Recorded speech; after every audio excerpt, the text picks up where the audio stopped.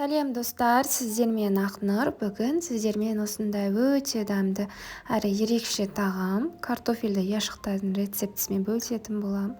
Бұл яшықтардың салмасын кәдімгі фаршпен де жасаса болады, өте дәмді болып шығады.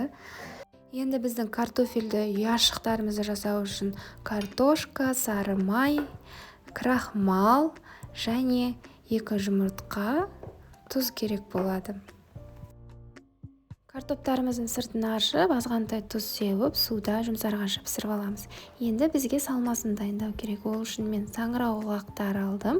Бұның орнына фарш қолданса болады. Содан соң ірімшік бетіне себуге және пияз, саңырауқұлақтарды сұйық майда қуыруға. Содан соң қаймақ керек болады. Енді біздің картошкаларымыз піскенше салмасын дайындай береміз. Саңырауқұлақтарымызды осылай 4 бұрышты етіп, ұсақ-ұсақ етіп тураймыз. Егер сізде фарш болса, онда тіптен жақсы, турап әуре болмайсыз. Енді дәл осылай етіп, ұсақ-ұсақтан 4 бұрышты етіп, пиязымызды турап аламыз. Енді қызып тұрған сұйық майда саңырауқұлақтарымызды шамамен 5-6 минут қуыратын боламыз. Сонда саңырауқұлақтарымыздың осылай суы шыға бастайды. Енді дәміне қарай бұрыш және тұз себеміз. Араластырамыз саңырауқұлақтарымызды. Саңырауқұлақтардың артық сулары кетіп, құрғай бастаған кезде енді пиязды салатын боламыз. Пиязды да дәл солай араластыра отырып қуырамыз. Содан соң 4 ас қасық қаймақ қосамыз. Қызып тұрған отта шамамен 3-4 минут қуырып пісіріп аламыз. Содан соң бетін жауып, оттың астын сөндіріп, бұқтырып қойып қоямыз.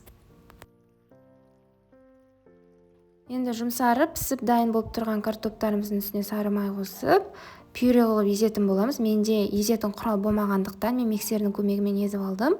Енді крахмал қосамыз. Крахмал біздің картошкалы яшықтарымызды бір қалыпта ұстап тұрады. Содан соң тұз себеміз, дәміне қарай бұрыш сеуіп, 2 жұмыртқа қосамыз және тағы да миксерлейтін боламыз. Міндетті түрде жұмыртқа мен крахмалды ұмытпаңыздар. Пюреміз дайын болды. Енді бізге кондитерлік қапшық және вупи пай тортына арналған осындай насадка керек болады. Енді осы қапшығымыздың ішіне жаңағы пюрелерімізді салып шығамыз.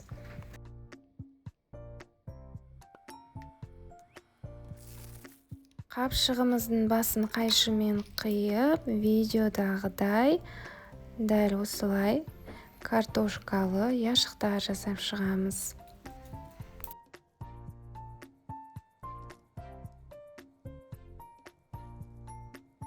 Яшықтарымыздың барлығын жасап болған соң ортасына жаңағы саңырауқұлақтан жасалған салмамызды саламыз.